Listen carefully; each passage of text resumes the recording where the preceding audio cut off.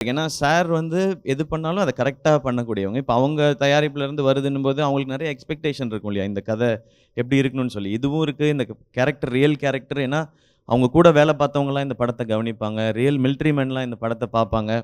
So இதெல்லாம் மைண்ட்ல ஓடிட்டே இருந்தது. இது வந்து ஷூட்டிங் அப்போ மட்டும் இல்ல. இப்ப ஷூட்டிங் தாண்டியும் அந்த டிசிப்ளின் ஒட்டிக்கிச்சுன்னு நான் நம்புறேன் வாவ்! நானு. உண்மையிலே சொல்றேன். ஃபர்ஸ்ட் டே அந்த யூனிஃபார்ம் போட்டு ஃபர்ஸ்ட் ஷாட் எடுத்து முடிச்ச உடனே, எனக்கு வந்து ஃபர்ஸ்ட்டு தோணுனது செம்ம கெத்தா இருந்தது எனக்கு. ஆ. நான் வந்து எல்லா டைமும் சம்டைம்ஸ் வந்து தியேட்டர்ல படம் ரிலீஸ் ஆயி நம்மள ஆடியன்ஸ் கை தட்டும்போது எனக்கு வந்து, நம்மளும் ஹீரோவா இருக்கோம்ல அப்படின்னு தோணும் எனக்கு. இந்த படத்துல தான் ஃபர்ஸ்ட் ஷாட் முடிஞ்ச உடனே ஹீரோடா அப்படின்னு தோணுச்சு ஆஹா! எனக்கு.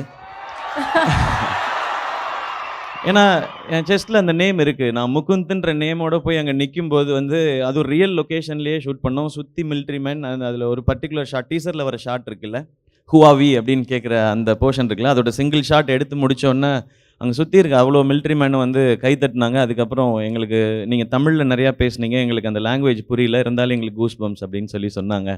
ஸோ இதெல்லாம் ரொம்ப ரொம்ப இன்ஸ்பைரிங்கா இருந்தது எனக்கு. இது எல்லாத்தையும் ஆடியன்ஸ்க்கு கரெக்ட்டா கடத்தணுன்றது தான் நாங்க எடுத்துட்ட முயற்சின்னு நெனைக்கிறேன். ஸோ நான் கஷ்டப்பட்டு ஒர்க் அவுட் பண்ணேன்லாம் நான் சொல்லவே மாட்டேன் நானு. நான் ரொம்ப இஷ்டப்பட்டு பண்ணீங்க. அப்படிதான் பண்ணணும் அத.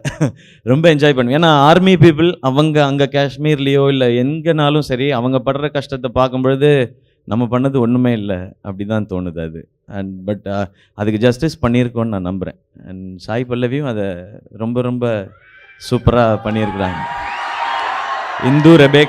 இந்து ரெபேக்கா வர்கீஸா வந்து இப்ப நம்மலாம் சொல்லுவோம்ல, இந்த கேரக்டரா வாழ்ந்திருக்கோம் அப்படின்னு சொல்லி. பட் வெரி சின்சியரா சொல்லணும் நானு, அவங்க அப்படி வாழ்ந்திருக்காங்க.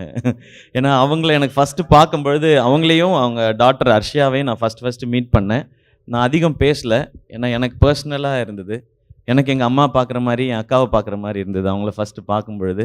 இது யார் நடிக்க போறான்னு எனக்கு தெரியாது. அப்புறமா ஒரு நாள் ரொம்ப நாள் கழிச்சு தான் ராஜ்குமார் சொன்னாரு, இந்த மாரி சாய் பல்லவி நடிக்கிறாங்கன்னு சொல்லி. சூப்பர், அதுக்கு மேல என்ன வேணும்? இப்படி ஒரு கேரக்டர், இப்படி ஒரு ஆர்டிஸ்ட், இது போதுமே அப்படின்றது தான் தோணுச்சு. ஸோ எல்லாரும் அந்த கேரக்டருக்கு கரெக்ட்டா இருந்திருக்கோம்னு நான் நம்புறேன். ஏன் இந்துவையும் அவங்க மகளையும் பார்க்குறப்போ, உங்க அம்மா, உங்க அக்காவ பார்க்குற மாரி தோணுச்சு? ஏன்? ஆமா, என் அப்பாவும் டியூட்டில இருக்கும்போது இறந்தவர் தான். அவர் வாருக்கு போல ஃபைட் பண்ணல. பட் அந்த ஒர்க் ப்ரெஷர்.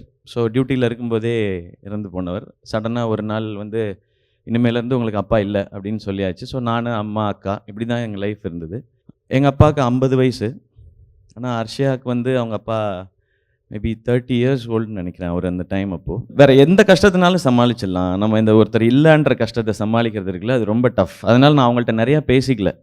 ஸோ இவ்ளோ ஸ்ட்ராங்கா இருக்காங்கல்ல இவங்க, இவங்கள்ட்ட இருந்து இதையும் நம்ம கத்துக்கணும். நம்ம இன்னைக்கு வரைக்கும் வந்து அதையே நெனச்சிட்டே இருக்கோம். அத தாண்டி போறதுக்கு அவங்கள்ட்ட இருக்கிற நல்ல விஷயங்கள எடுத்துக்கணும்னு இந்த மாரி நெறைய மைண்ட்ல ஓடுச்சு. ஸோ இந்த மாரி நெறைய எனக்கு சம்மந்தம் இருக்கு. நான் இந்த படத்த இப்ப என் அம்மாக்கும், அக்காவுக்கும் காட்டுறதுக்கு வெயிட் பண்ணிட்டு இருக்கேன்.